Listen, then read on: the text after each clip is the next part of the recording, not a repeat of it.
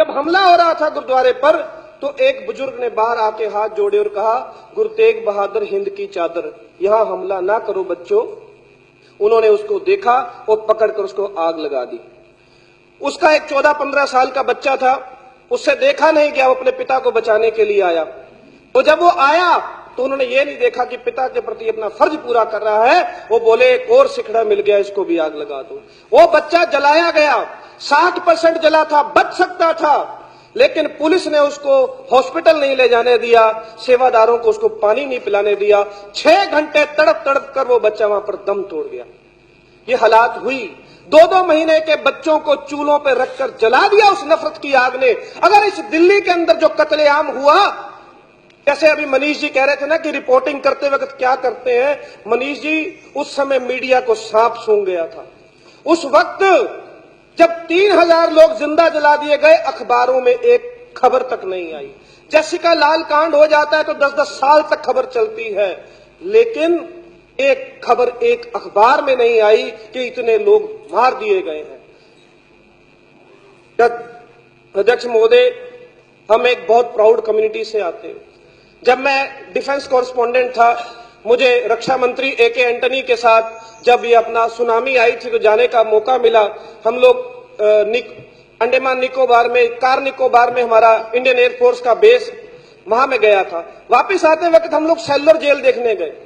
मैं cellular jail देखने गया तो सेलुलर जेल में जो काल कोठड़ियां हैं, जहां हमारे स्वतंत्रता सेनानियों की जिंदगियां गल गई, मैंने जाके देखा तो मैंने उनकी दीवारों पे नाम पढ़ने शुरू किए। जब नाम पढ़ने शुरू किए तो मेरे सीना गर्व से फूलने लगा कि उसमें कम से कम नहीं तो सिख और पंजाबियों के 50% नाम थे। हमने कुर्बानियां की हैं, लेकिन मैं इसलिए कहना चाहता हूं कि एक दर्द है, एक पीड़ा है, कहीं ना कहीं वो बार बार उठती है। कभी कहते हैं पंजाब में ये हो जाएगा, कभी कहते हैं यार ये मसला क्यों उठ रहा है। ये दर्द है, इसको समझना पड़ेगा। हम इस पर बोलना भी नहीं चाहते, इंसाफ करने की बात तो बहुत दूर की बात है। 1965 की जंग हो, पाकिस्तान ने हमला किया, ऑपरेशन जिब्राल्टर था, और वहां का पाकिस्तान का सेना का प्रमुख कहता था, क्योंकि पैटर्न टैंक दिए थे अमेरिका ने उसको, कि बोले ये इनविंसिबल है, हिंदुस्तान की जो फौज है उसको तोड़ नहीं पाएगी। उसने कहा सुबह की नाश्ता मैं अमृतसर में करूंगा और रात का खाना मैं दिल्ली में खाऊंगा, मुझे कोई रोक नहीं सकता।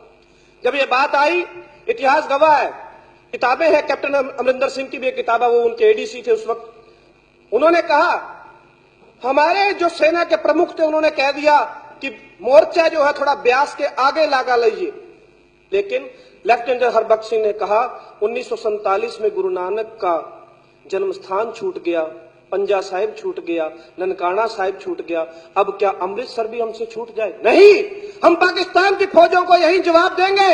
और उन्होंने मोर्चा संभाला, उन्होंने छातियों पर एंटी टैंक माइंस बांधी और पाकिस्तान के टैंकों से टकरा गए और उनका परकच्चा उड़ाकर कब्रिस्तान बना दिया। बॉर्डर जैसी फिल्में बनी।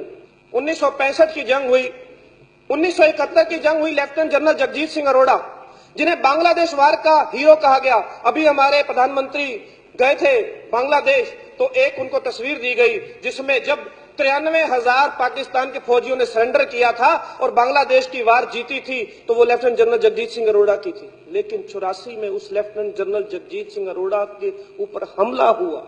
उसने इंद्र कुमार गुजराल को फोन किया, उसने कहा मैं क्या करूं, मुझ पर भी हमला हो गया। क्या सोचा होगा उस जनरल ने, क्या सोचा होगा उस जनरल?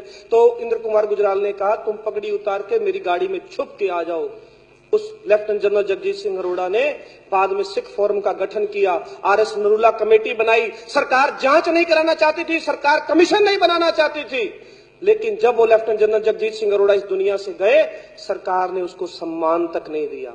ये कांग्रेसी सरकारों का ऐसा व्यवहार था उस हीरो के लिए। मैं कहना चाहता हूं कि 84 का कत्लेआम हुआ, ये दंगा नहीं था, ये नरसंहार था, ये हिंदू और सिख नहीं लड़े थे, ये सरकारी कत्लेआम था।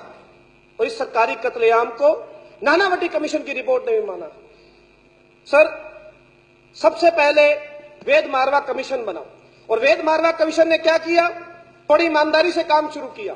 उन्होंने सारी पुलिस थानों के रोजनामचे जब्त करा लिए कि भाई क्या शिकायत आ रही थी, लेकिन उस समय की पुलिस ने जब वो रिपोर्ट देने वाले थे उनका कमीशन भंग कर दिया। रंगनाथ मिश्रा कमीशन बना दिया। रंगनाथ मिश्रा कमीशन ने सबको बचा दिया, जब सबको बचा दिया तो रंगनाथ मिश्रा को राज्यसभा भेज दिया गया। ऐसा इंसाफ के साथ किया गया। आमोद कंठ जैसे लोग जिन्होंने उस वक्त एक ग्रुप कैप्टन थे एयरफोर्स के, वो अपने परिवार को बचाने के लिए बाहर आए, उसकी गिरफ्तारी की तो आमोद कंठ को राष्ट्रपति से वीरता पुरस्कार दिलवा दिया गया, जो अभी अदालत ने 3 साल पहले कहा कि शर्मनाक है। बात यह नहीं कि मारे गए, बात यह नहीं कि इंसाफ नहीं हुआ, बात यह है कि दोयम दर्जे का नागरिक होने का एहसास कराया गया।